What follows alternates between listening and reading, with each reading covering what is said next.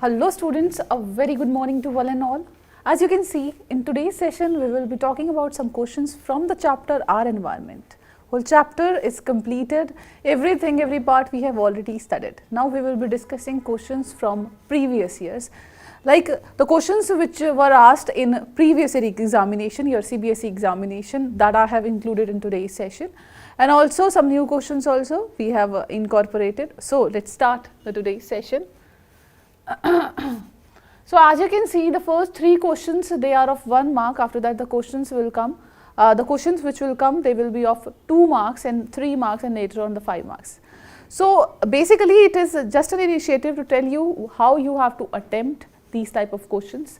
See, content we have already prepared. We have already done the content in detail, whatsoever things are important, we have already completed that. But students always feel problem that what to write in a questions or in a answer, where they have to stop themselves, how to write them, that all we will be discussing in today's session. So read this question, that is question number 1. How is the increase in demand for energy affecting our environment adversely?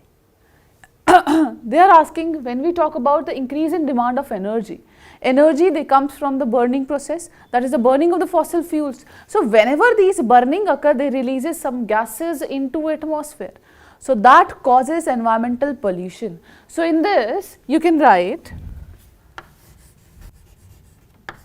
high demand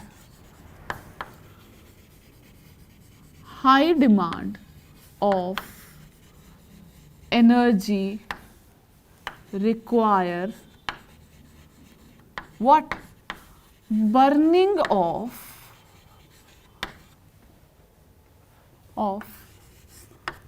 fossil fuels.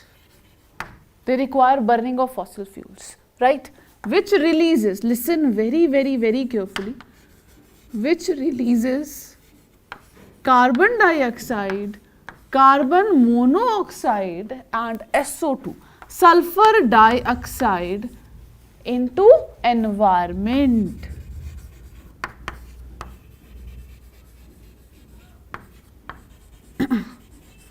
So when these gases, they are released into atmosphere, we know that carbon dioxide, they act as a greenhouse gas, right, which help in maintaining the temperature of earth. Temperature of earth is habitable because of release of these greenhouse gases. This is just a single example. Likewise, when these gases, they are released into the atmosphere, they causes air pollution. So what it causes? It causes air pollution. Is it fine, students? So this was question number 1. Let's move on to the next question. Question number 2. Now read this question. By the time, let me prepare this board for you. So question number 2, why is ozone layer getting depleted in the higher level of atmosphere? Now listen to this very carefully. Now ozone.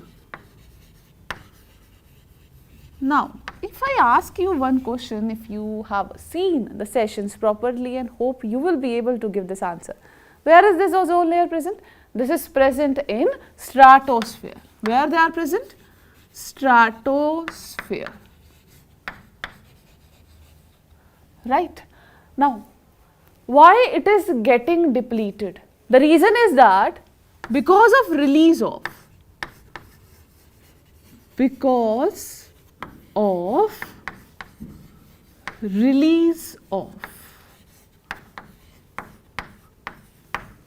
ODS.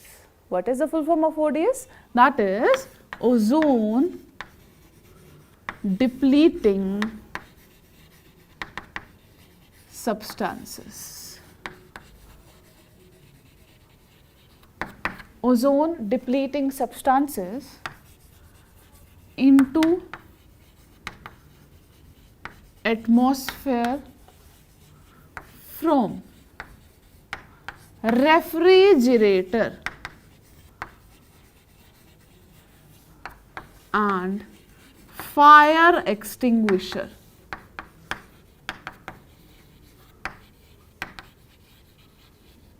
right? For example, CFC. What is the full form of CFC? That is chlorofluorocarbon.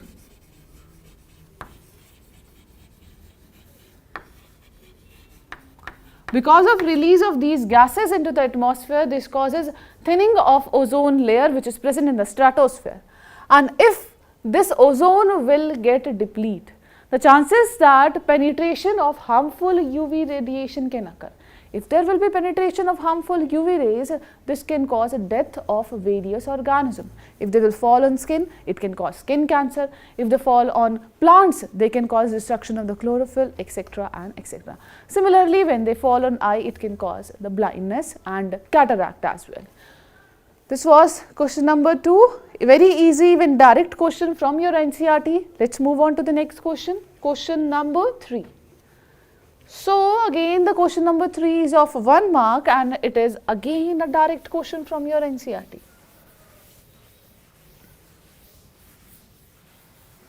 So, name any 2 abiotic component of environment. Now listen very carefully. Here they have mentioned the abiotic component. Abiotic component, the another name which is given, that is a non-living component. Non-living component of environment. Now, this non-living component, basically our environment, it has 2 components, a living component and a non-living component. Their interaction is important for our ecosystem, right? For the survival of ecosystem, this is important. Biotic, in this, the biotic components, they are organisms which can be plants, which can be animals, organisms present at the various trophic levels. All of these, they will come under the biotic component. Abiotic component means these are the factors which is required by these biotic component for their survival.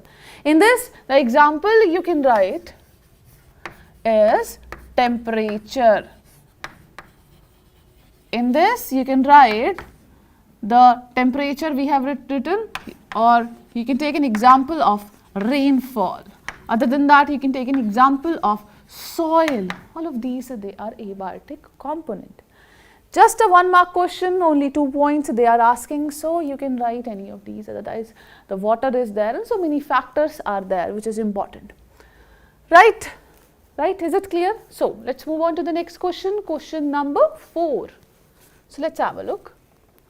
So, as you can see, the question number 4 is of 2 marks.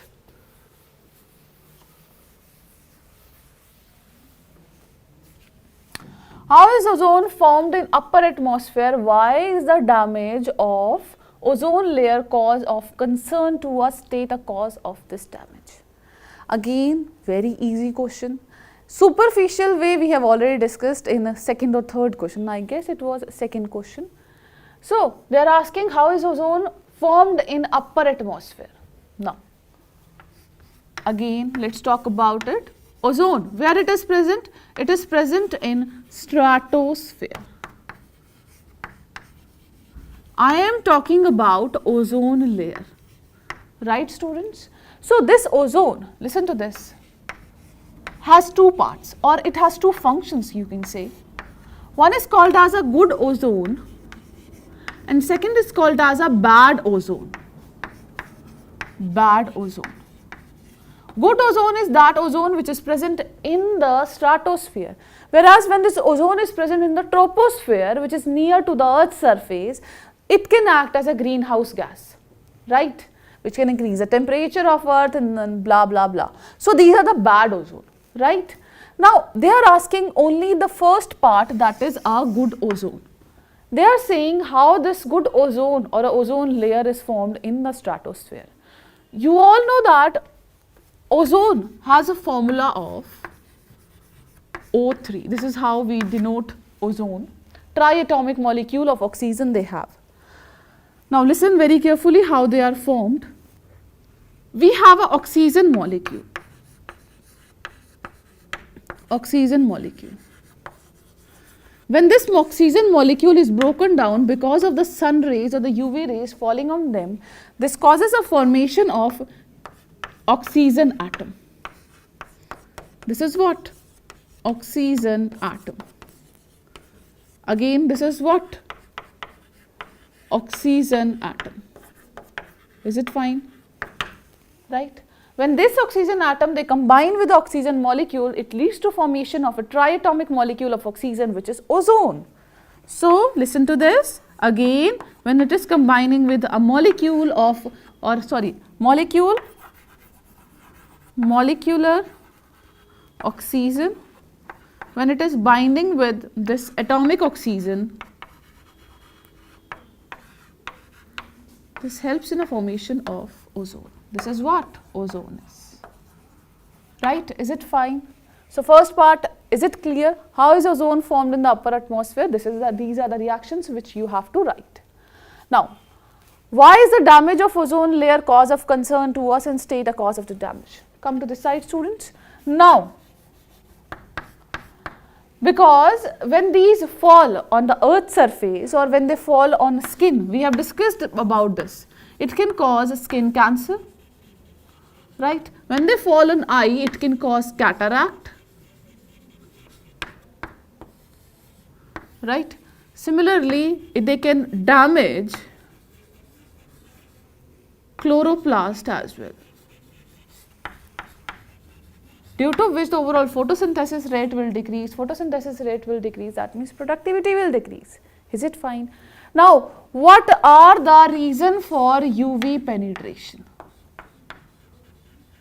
So, it will lead to the UV penetration, because what is the function? Function is that it protects us from the UV rays. So, just imagine a situation that if UV is penetrating, the person will be susceptible to the skin cancer, cataract, and the plants will be susceptible to the damage of chloroplast. Now, the reason, you know, it occurs because of ozone depleting substances. Ozone depleting substances, right? In this, you can write example of chlorofluorocarbon. Majority, it is because of the chlorofluorocarbon, right? So, this was question number 4. Let's move on to the next question. Question number 5, students. Again, a very interesting question. Again, it is of 2 marks. See, whenever you look at the marks gives you an idea of what to write in an answer. If it is of a 1 marks, you have to just mention a single word or the 2 word or a single sentence if definition is, they are asking about definition. When it is of a 2 marks, you have to answer at least 3 to 4 lines along with the examples, right? Now, there are no problems for tiger or lion, sorry, no problem, not predator for tiger or lion. The reason is that. Now, tiger, lion are tertiary consumer. Tertiary consumer, can I write that they are top carnivore? Top carnivore, right? For them, no predator exists in nature, because if we talk about a food chain, when we talk about food chain, what is a food chain? In which one organism is depending upon another for the food. If normally when we talk about a food chain, only 10% of energy is transferred. 10% of energy transfer. Right, as we move from one trophic level to the higher trophic level or lower to the higher trophic level. In that condition, when we talk about the consumers, the topmost consumer, they get only a very less amount of energy starting from producers, but still they are surviving. So, this law states that our hardly 4 to 5 trophic level exist. Trophic level exist. Beyond that, energy is not this much present that they can sustain one more trophic level. That is why we don't have any kind of predator for our top consumer, which is a tiger and a lion. Beyond this, no sustenance will be there, right? So that is the reason the tiger and the lion, they do not have any kind of predator. Is it fine? So students, let's move on to the next question, question number 6.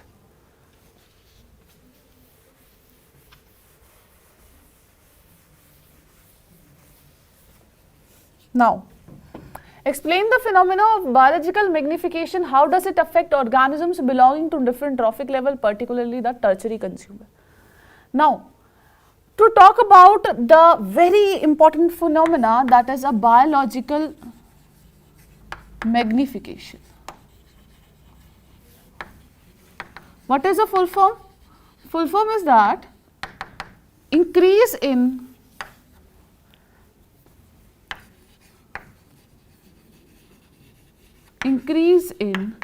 level of pesticide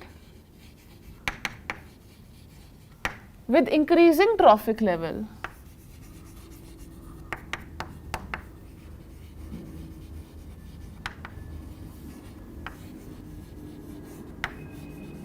Trophic level of food chain.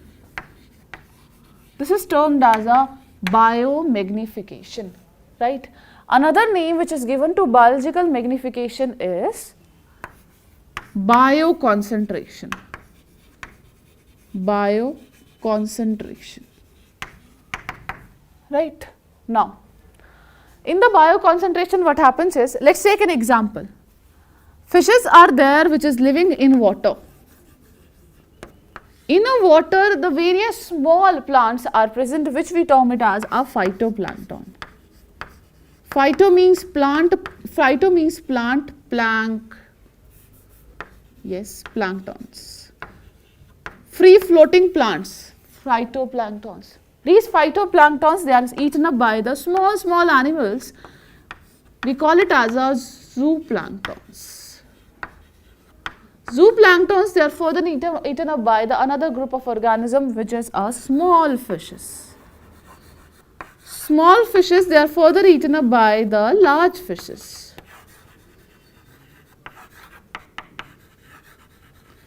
Now, as per the biological magnification is considered, when we spray any pesticide, especially in the case of DDT, in the case of BHC, what happens is they get accumulate within the water. Suppose I have my agricultural field, in that I am growing certain plants.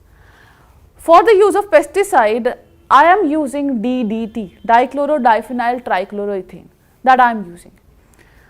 Rainfall will occur, surface runoff will occur, and all those DDT which is present on the soil surface, they will be migrated to nearby water bodies. As they will be migrated to nearby water bodies, that means, can I say that water is affected, right? That water, in this water, the various kind of the phytoplankton, they depend upon for the preparation of the food. That means all these DDT, you can say, they will enter into the phytoplankton's body, right? From the phytoplankton, it will enter into the zooplankton because they are eaten up by the zooplankton. And when we have seen the concentration, it was clearly visible that the zooplankton, they had more and more concentration as compared to the phytoplankton. This is biomagnification. Let's move on to the next trophic level, that the small fishes, they will be having this much amount, larger than the zooplankton. The last is a topmost consumer, they will be having the highest amount of these heavy metals. Heavy metals is also an example of it. This is a biomagnification. How does this affect the organism belonging to different trophic level, particularly the tertiary consumer? The thing is that their accumulation increases from one trophic level. This is, see what you have to answer now. The concentration of these pesticide, concentration of these heavy metal, they get accumulated throughout the chain. But as we move from one trophic level to another, the topmost is that group of organism which is most affected. Because they are not only, see, the large fishes, they are not only feeding on one or two small fishes. During their whole lifetime, they are feeding on lakhs of the species of these fishes for providing them energy. So that is why the concentration is higher. Similarly, we always say that topmost consumer or tertiary consumer, they are most affected organisms, right? This was again 2 marks question. Let's move on to the next question, number 7. So, question number 7 is again of 3 marks.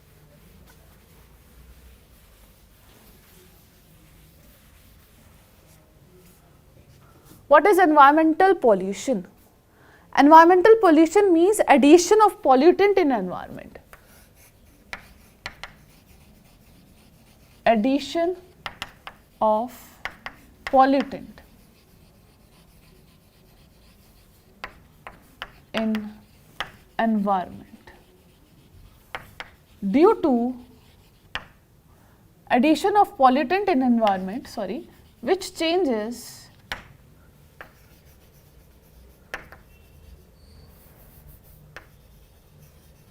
physical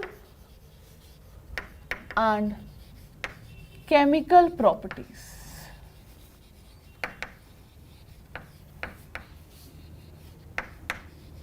This is termed as a environmental pollution.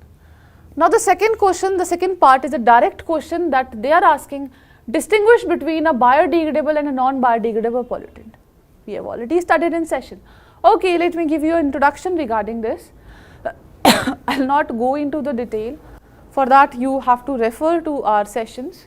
So biodegradable are those pollutants which can be degraded or which can be broken down into into non-toxic form, right? And this degradation is done, or this decomposition is done because of microorganisms like bacteria and the fungi, in which these complex substances, they are converted into the simpler one. This is called as a biodegradable substances. And biodegradable substances, these are those which are obtained from living organism only, right? In this you can take an example of a sewage, sludge, etc. Non-biodegradable are those which cannot be degraded into a non-toxic substances. They remain in nature, they are persistent in nature like this only. And they are mainly added to atmosphere via artificial, or you can say the non-living things, right? And it causes different type of pollution, which you know, it causes air pollution, it causes water pollution, soil pollution, etc. For the case of the biodegradable pollutant, we don't require as such space for their dumping. They get decomposed within a short duration of time, which can be further recycled, further reused. Whereas the non-biodegradable, they require a proper area, landfilling is required, right? This is the difference between the biodegradable and non-biodegradable substances. Let's talk about the C. Choose the biodegradable pollutant from the list given below, right? Now, let's talk about the first part, that is a sewage. Can we degrade sewage? Yes, of course. We have sewage treatment plant in which the microorganism, they degrade these sewage and convert into a usable form, which can be applied to the plant, and in fact, we can also use the biogas as well. So, this is a biodegradable. BD I am writing, right? Next, let's talk about the DDT. We have learnt about the huge history of the DDT, that DDT, they act as a major pollutant because it get accumulate and it causes bioaccumulation of pesticides, which we call it as a bioaccumulation of pesticides. Now these DDT, they remain persistent within the body tissue and their concentration increases from one trophic level to another. So can I say that are they biodegradable? No, I cannot. In fact, they are non-biodegradable. Let's talk about the radioactive waste. What are radioactive waste? Radioactive waste, normally they releases radiations and these are not degraded. Again, these are non-biodegradable. Let's talk about the next, that is agricultural waste. Agricultural waste such as fallen leaves, fallen fruits, etc. Can we degrade them? Yes, we can degrade them with the action of microbes, microorganisms, algae, fungi, bacteria, fungi, sorry, they can be degraded. So, it is also a biodegradable waste. Now, they are asking some examples. So, in this, they are asking only the biodegradable pollutants. In this, you can write the sewage and the agricultural waste. Right, students? So, let's move on to the next question, number 8. So, this question number 8 is again of 3 marks. Now, why are bacteria and fungi are called decomposers? List 2 advantage of decomposers to the environment. Why they are called as a decomposer? Because they help in decomposition process.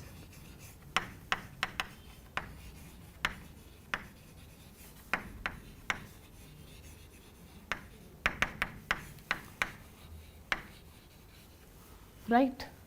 Now, what is the function of decomposers? Decomposer which convert complex organic substances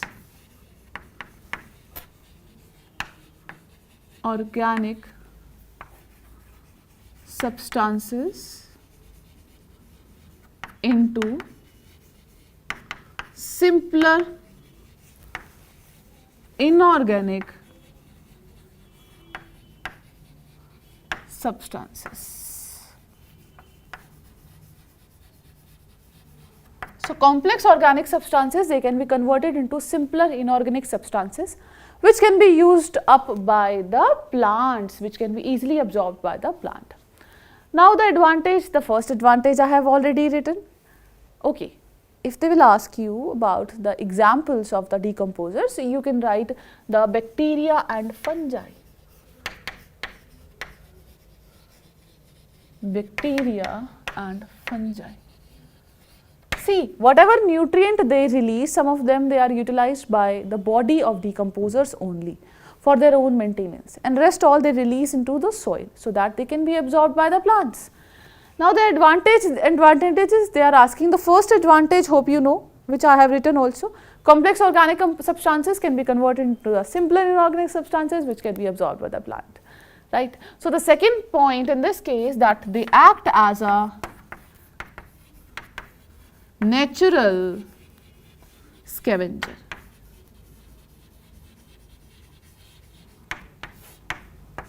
Act as a natural scavenger, right, students. So, this was the question number 8. Again, one more category is completed. Let us talk about the next question number 9. Seems a huge question, but do not worry, it is easy as well.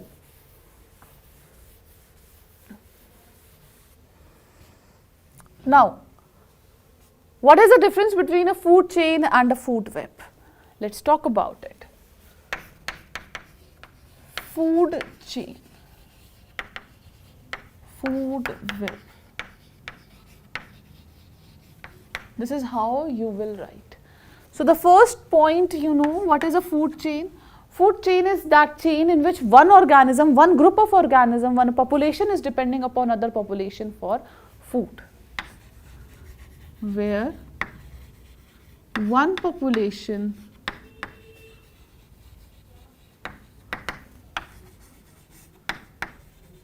depend upon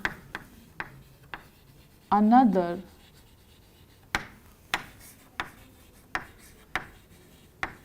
food. This goes on a phenomena that is eating and being eaten.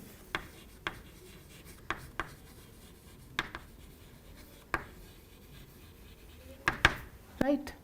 Now, to talk about a food web is what? Food web is interlinking food chain. Interlinking food chain. This is termed as a food web, right? Now, as per the food chain is considered, in this 4 to 5 different population exist.